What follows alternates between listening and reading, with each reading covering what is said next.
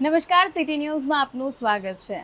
પિતૃદોષ એ સૌથી મોટો દોષ માનવામાં આવે છે। જો કોઈની કુંડળીમાં પિતૃદોષ હોય છે તો તેમને અનેક મુશ્કેલી અને સમસ્યાઓનો સામનો કરવો પડતો હોય છે।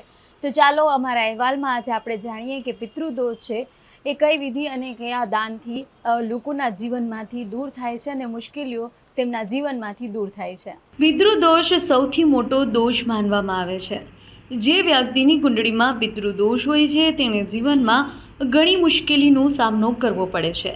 તમને જણાવી દઈએ કે કુંડળીમાં 9મું સ્થાન ધર્મનું હોય છે। જો આ સ્થાન પિતાનું પણ માનવામાં આવે છે। જો આ ઘરમાં રાહુ, કેતુ અને મંગળ પોતાની નીચ રાશિમાં બેઠા હોય તો તે પિતૃદોષ હોવાના સંકેત આપે છે। પિંડદાન અને શ્રાદ્ધ નહીં કરનાર વ્યક્તિની કુંડળીમાં પણ પિતૃદોષનો ભોગ બને છે અને આગલા જન્મમાં તે પિતૃદોષથી પીડિત થાય છે।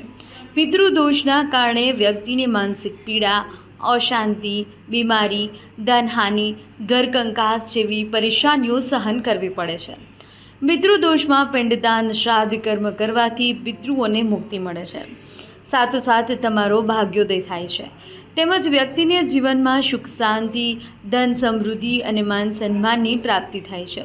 ઉપરાંત પિતૃપક્ષ દરમિયાન મંત્રનો જાપ પણ કરવામાં આવે તો પણ પિતૃદોષમાંથી મુક્તિ મળે છે। તમને જણાવી દઈએ કે પિતૃપક્ષ દરમિયાન પિતૃ ધરતી પર તેમના પરિવારને મળવા આવે છે। આથી પિતૃપક્ષમાં પિતૃઓ ખુશ થાય તેવા કર્મ કરવા જોઈએ।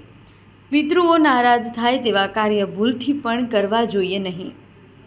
પિતૃપક્ષ ભાદરવા સુદ પૂનમથી ભાદરવા વદ અમાસ સુદ 16 દિવસનો હોય છે।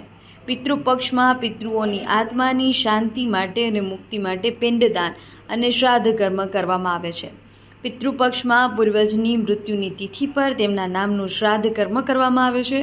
ઉપરાંત પિતૃપક્ષની છેલ્લી તિથિ એટલે કે ભાદરવા વદ અમાસને સર્વ પિતૃ અમાસ કહેવામાં આવે છે।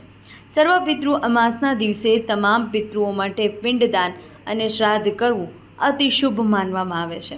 આ વખતે 2 ઓક્ટોબર 2024 બુધવારના રોજ સર્વ પિતૃ અમાસ છે। તો જે રીતે પિતૃદોષ એ ખૂબ જ મુશ્કેલીઓ ભરેલું હોય છે અને લોકોના જીવનમાં અનેક મુશ્કેલીઓ આવે છે, ત્યારે સર્વ પિતૃ અમાસના દિવસે પણ જો પિતૃદાન અથવા તો પિંડદાન કરવામાં આવે છે તો અનેક મુશ્કેલીઓથી બચી શકાય છે। સાથે જ મંત્રના જાપ કરવાથી પણ પિતૃદોષ દૂર થાય છે।